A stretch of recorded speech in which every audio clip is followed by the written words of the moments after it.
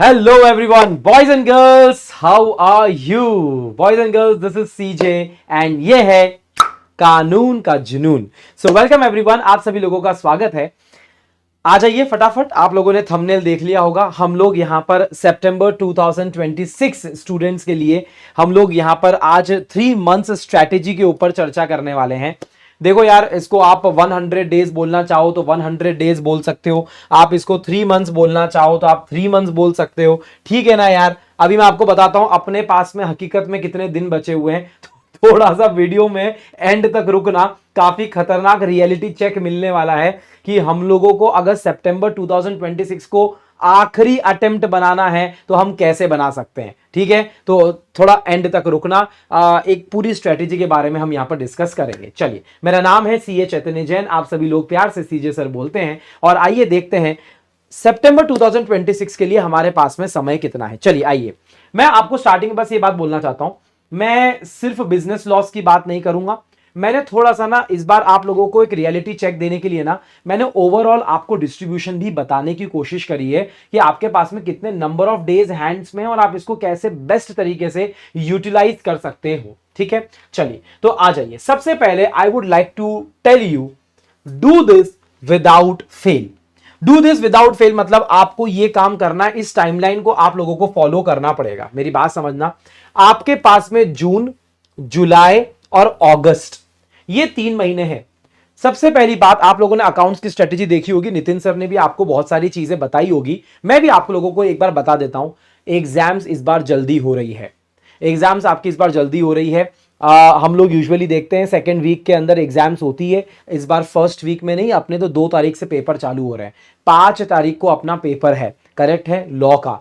तो अपने पास में समय बिल्कुल भी नहीं है. जो एडिशनल 10 दिन 7 दिन मिलते थे ना, 1 वीक अपना कम हो चुका है. अपन 10 दिन अंदर घुस चुके हैं.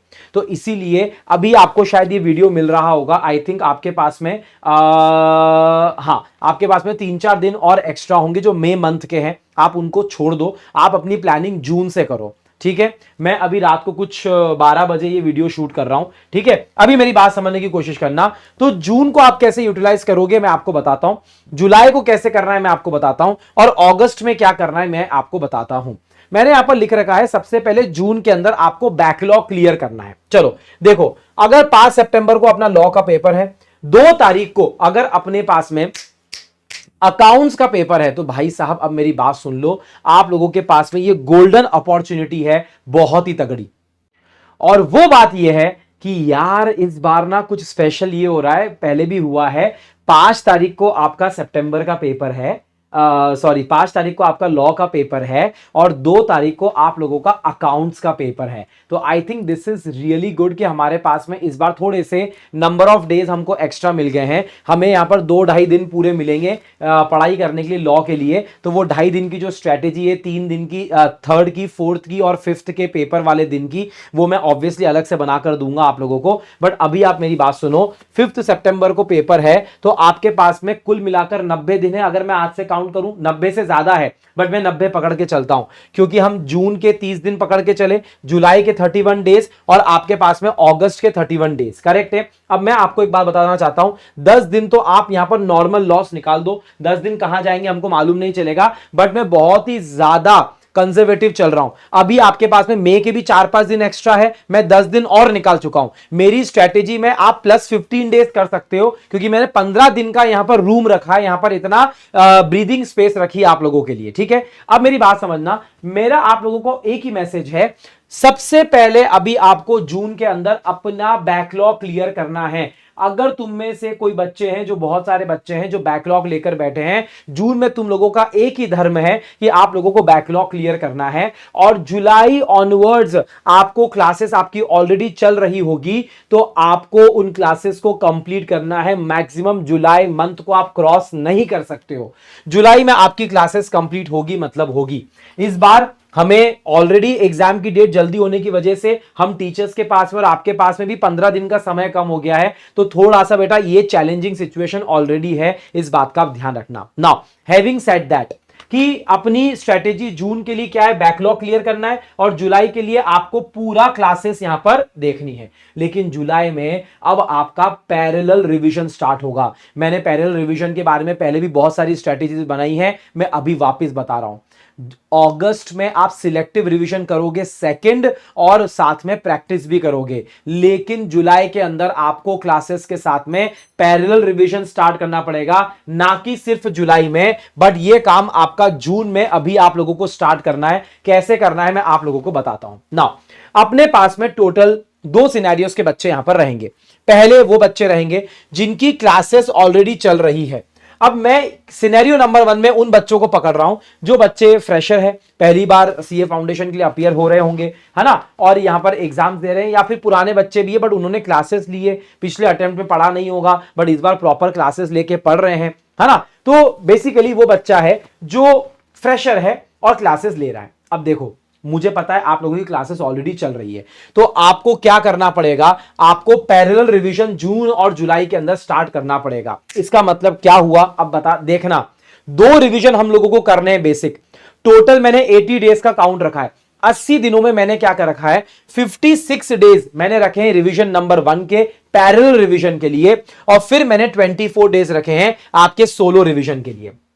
बेसिकली जून और जुलाई के अंदर 60 डेज हैं, मैंने 4 दिन वहां से हटा दिए हैं और 30 दिन में से मैंने 6 दिन यहां पर हटा दिए हैं, तो टोटल मैंने 10 दिन यहां पर हटा दिए हैं। तो 90 का 80 दिन तो ऑलरेडी हो गया।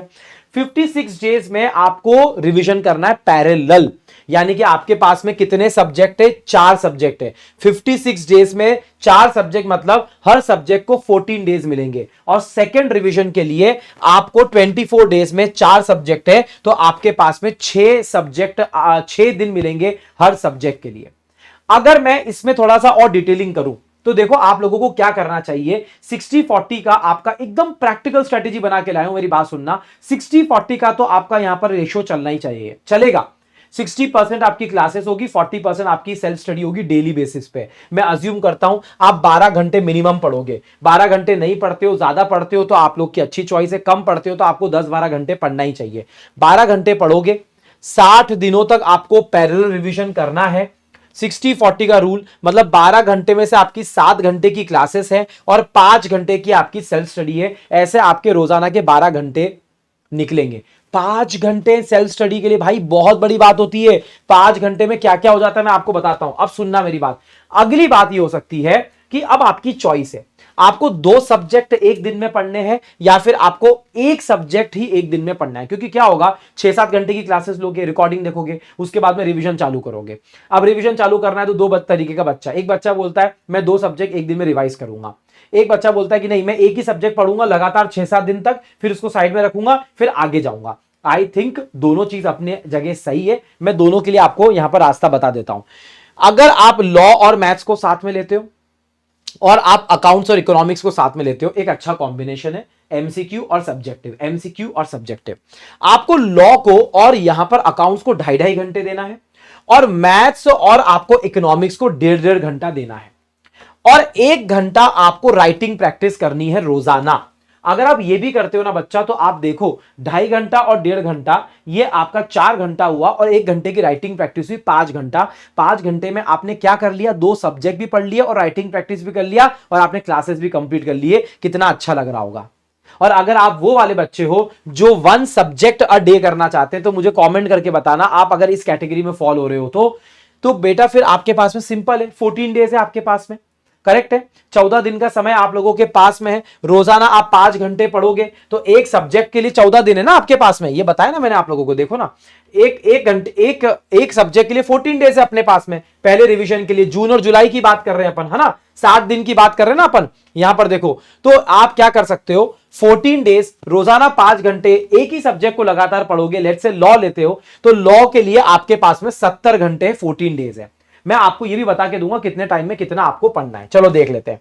अगर पैरेलल रिवीजन करना है तो मैंने आप लोगों के लिए 14 दिन 70 घंटे का प्लान बना दिया और 8 दिन का ये आपका सेकंड रिवीजन है, मैंने इसका भी प्लान बना दिया है। इसका मतलब क्या हुआ कि आपके लिए एक सब्जेक्ट की स्ट्रेटेजी तैयार है, ऐसा आप सारे सब्जेक्ट के लिए कर सकते हो। ये आप फ्लो फॉलो करने की कोशिश करना, क्योंकि ये टॉपिक्स आपके क्लासेस के अंदर भी हो चुके होंगे, तो आपको थोड़ा सा यहां पर हेल्प हो जाएगी।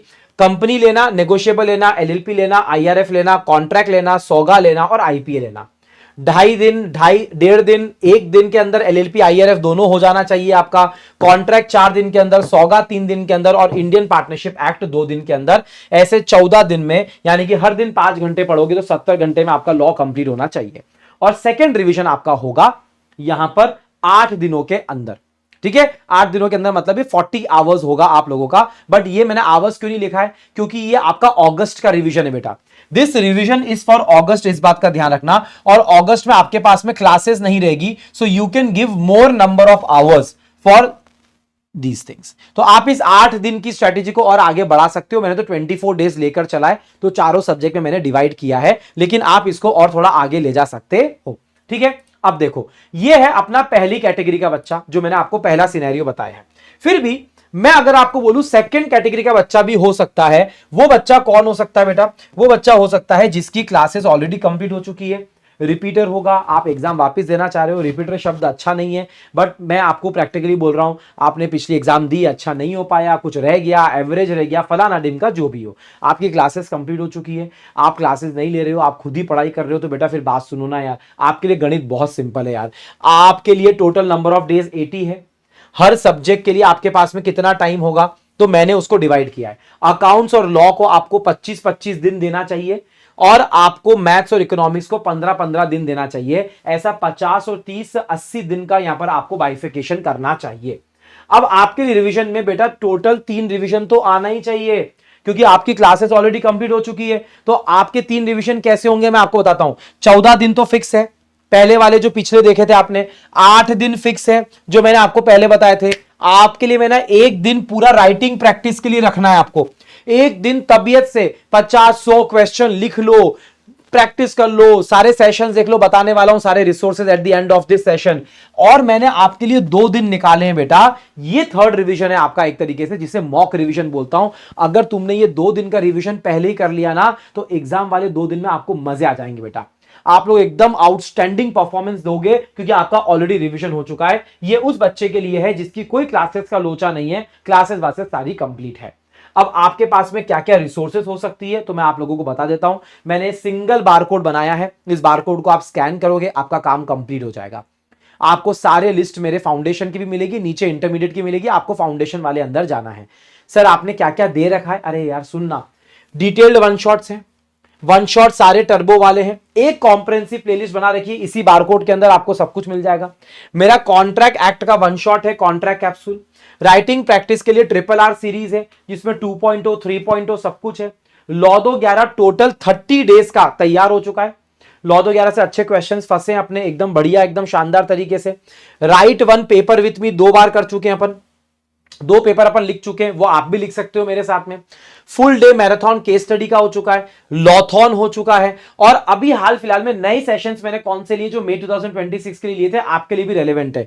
सारे केस लॉस एक वीडियो के अंदर है, यहां मैं लिख नहीं पाया हूं, पर सारे डिफरेंसेस भी है, मैं यहां पर लिख देता हूं। सारे डिफरेंसेस का भी एक वीडियो ऑलरेडी अवेलेबल है, ऑल डिफरेंसेस।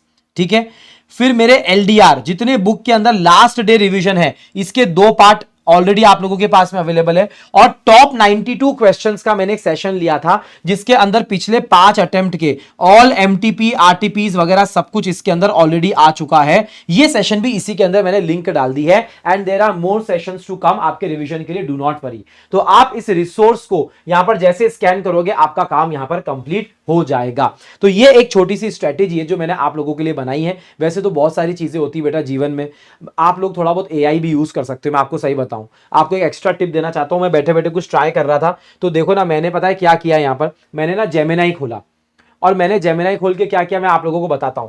मैंने जेमिनाई खोल के ना, आपको यहां पर क्या करना है, आपको यहां पर ना आप क्या कर सकते हो, फाइल्स को अपलोड करो। फाइल को अपलोड किया मैंने, पता है किसको अपलोड किया, मैंने अपने मॉड्यूल का जो चैप्टर नंबर 1 है ना, IRF, मैंने उसको अपलोड करा।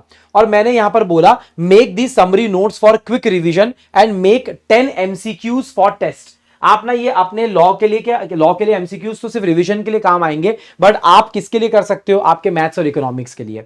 तो आप जैसे ही आप ये सब देखो, थोड़ा बहुत एआई यूज करो प्रैक्टिस के लिए, क्या दिक्कत की बात है। अब आप जेमिनी में जैसे जाके लिखोगे ना, अब देखो इसने क्या करा है, इसने क्विक रिवीजन समरी नोट्स बना दिए। हालांकि आप लोगों के पास में स्टार शीट्स वगैरह सब कुछ है, आई नो, बट किसी किसी बच्चों को होता है ना यार, अपन भी कुछ ना कुछ ट्राई करें, अलग से लिखने की कोशिश करें, तो आप ऐसा कर सकते हो। अब देखो उसने इंट्रोडक्शन और मीनिंग ऑफ लॉ दे दिया, फिर उसने हिस्ट्री बता दी, कोड ऑफ हम्मुराबी आ गया, 12 टेबल्स आ गई, sources of law in India उसने सब कुछ बता दिया, constitution of India, government of India का एक्ट है, प्रोसेस उसने पूरी बता दी कि बिल है, पास होता है, असेंट आती है, नोटिफिकेशन है, एक्ट है, criminal, civil law, common law, ये पूरी समरी उसने यहां पर अपन लोगों को यहां पर एज इट इज दे दी है। ठीक है, अब देखो ये इसने पूरा मॉक टेस्ट बना दिया, मिनी मॉक टेस्ट आईआरएफ का। आप इसको ओपन करोगे तो आप यहां पर टेस्ट दे सकते हो। Which of the following historical legal milestone is historically recognized as the first highly detailed code of law. पहला detailed of code of law कौन सा है भैया आपका, तो ये आपने जैसे क्लिक कर दिया code of Hammurabi, right answer, code of Hammurabi right answer. Next पे चले गए आप, है ना, नेक्स्ट पे चले गए आप, आपने the distribution of governing powers into federal structure instead of unitary structure with in British India was originally introduced by whom. सबसे पहले किसने इंट्रोड्यूस किया भैया, तो गवर्नमेंट ऑफ इंडिया का एक्ट आया, कॉन्स्टिट्यूशन ऑफ इंडिया आया, let's say government of India पे हमने क्लिक करा कि उसने हमको यूनिटरी से फेडरल बनाया, क्लिक। तो इस तरीके से ना आप ये सारी चीजें भी कर सकते हो, मैथ्स के लिए यूज करो, इकोनॉमिक्स के लिए यूज करो, एमसीक्यू पेपर्स के लिए यूज करो, लॉ के लिए समरी बनाने के लिए यूज करो। ज्यादा भी मत भटकना, थोड़ा बहुत मैंने आपको आइडिया दिया है, बस ज्यादा आपको भटकना नहीं है। बस मैं लास्ट में आपसे इतना ही बोलना चाहूंगा, just keep going guys, just keep going. बहुत अच्छा काम कर रहे हो, थोड़ा अपने अंदर हौसला रखो, तैयारी एकदम अच्छी चल रही है, क्लासेस टाइम पे अटेंड करो। मैंने जो टाइम टेबल बनाया है उसको दीवार पे चिपका लेना, अपना टाइम टेबल खुद बनाना। मैंने ओवरऑल आप लोगों को स्ट्रैटेजी दी है, सारे सब्जेक्ट को ध्यान में रखते हुए। एक सब्जेक्ट का बोलूंगा तो दिमाग में नहीं चढ़ेगा, पर सारे सब्जेक्ट का साथ में बोला है ना, तो आप लोगों को क्लैरिटी मिल गई होगी कि एक सब्जेक्ट के लिए आपके पास में कितना समय है। ठीक है ना, तो आपको समझ में आ गया। मैं एंड में बस ये बोल रहा हूं, 2 रिवीजन मिनिमम आप लोगों को करके जाना है, इतना बात ध्यान रखना। 2 रिवीजन के हिसाब से और क्लासेस के हिसाब से। सिनेरियो नंबर 1 के अगर आप स्टूडेंट हो तो कमेंट में लिखना और बताना कि आप लोग कैसे, यहां पर कुछ आप लोगों की भी एडवाइस होती है ना, तो दूसरे लोगों की हेल्प हो जाती है, तो कमेंट में बताना आप लोग पर्सनली कुछ अलग कर रहे हो क्या ऐसा, जो दूसरे स्टूडेंट्स को हेल्प हो सकती है। मैं भी पढ़ूंगा आप लोगों के कमेंट्स। और अगर आप सिनेरियो नंबर 2 के अंदर हो, मतलब आपकी क्लासेस ऑलरेडी कंप्लीट हो चुकी है, तो बेटा फिर आपके ऊपर ज्यादा मेहनत और आपके ऊपर ज्यादा हम लोगों को उम्मीद है। 3 रिवीजन आपको करना है। राइटिंग प्रैक्टिस के लिए 1 दिन पूरा रखना, संडेज को बहुत अच्छे से यूज करना।